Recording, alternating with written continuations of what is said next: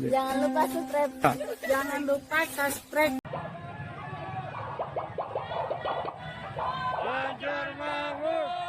Beredar sebuah video berdurasi 11 detik di media sosial yang menampilkan sebuah tangan menjulurkan salam dua jari dari jendela mobil kepresidenan saat Presiden Joko Widodo melakukan kunjungan kerja di Salatiga, Jawa Tengah pada Senin 22 Januari. Salam dua jari itu dikeluarkan saat sejumlah warga meneriakkan nama Ganjar Pranowo dan Mahfud MD ketika menyambut kedatangan Presiden dari pinggir jalan. Saat dikonfirmasi oleh wartawan mengenai kebenaran video tersebut, Jokowi yang ditemui wartawan usai acara penyerahan pesawat Super Hercules di Lanut Halim Perdana Kusuma, Jakarta, Rabu 24 Januari, tidak banyak berkomentar.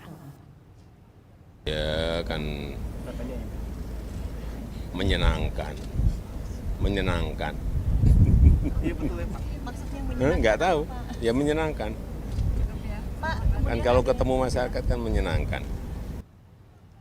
Salam dua jari menjadi sorotan karena terlihat dari mobil sedan hitam yang dinaiki oleh Jokowi dan Iriana dengan plat merah bertuliskan Indonesia 1. Dari Jakarta, Afra Augesti, Ibnu Zaki, Kantor Berita Antara mewartakan.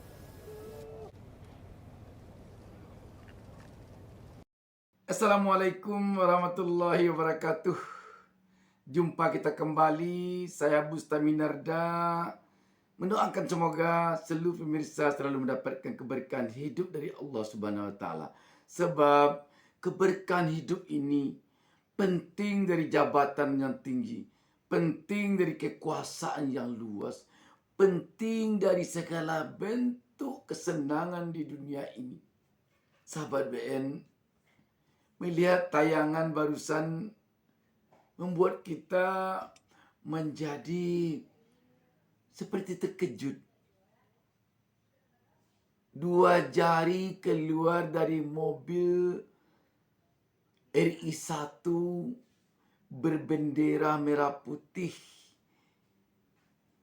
Seperti terkesan menjawab petikan atau seruan atau sorak-sorai dari rakyat di pinggir jalan yang menyambut mobil yang di dalamnya ada Presiden Jokowi itu dengan suara Ganjar Mahfud, Ganjar Mahfud.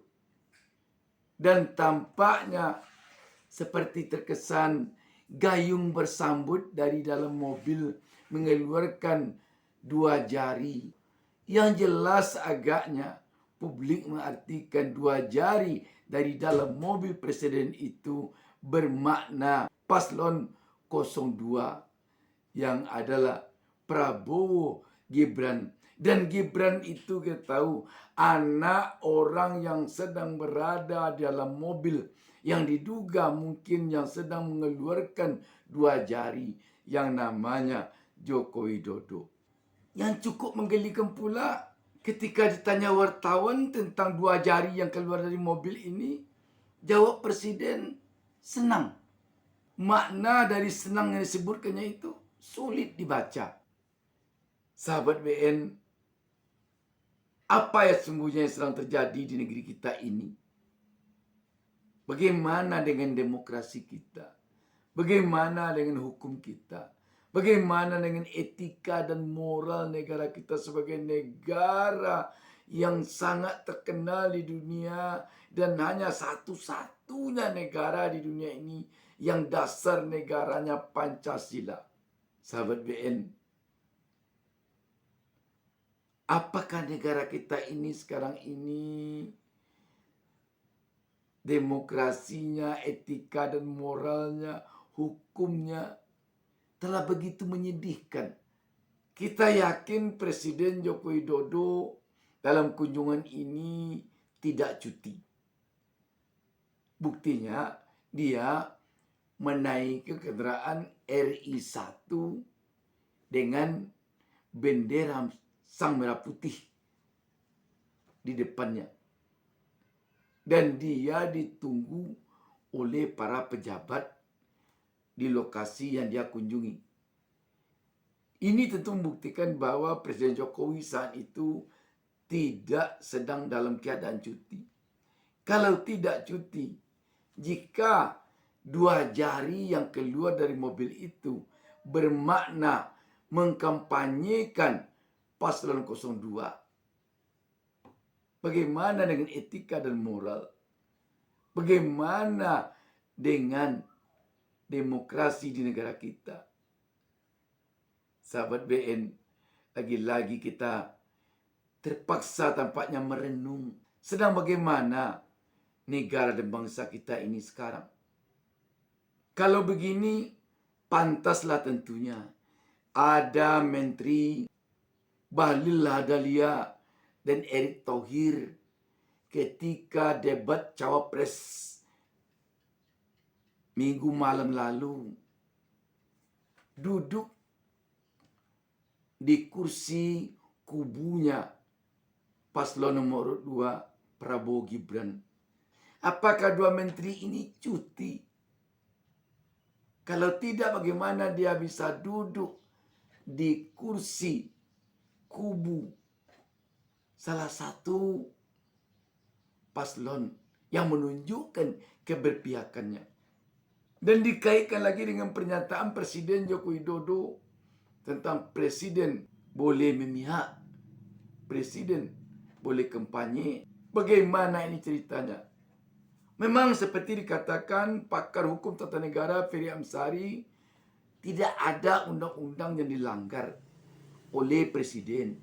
Kalau dia ikut kampanye, kalau dia memihak, jika dia mengambil cuti dan tidak mempergunakan fasilitas negara. Tetapi dari sisi etika dan moral bagaimana? Karena anak kandungnya maju sebagai cawapres.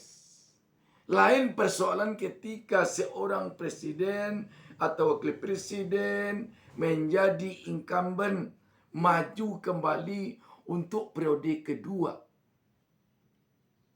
Tidak bisa itu disamakan dengan seorang anak yang maju dan orang tuanya tak tahan untuk menjadi seorang yang berpihak.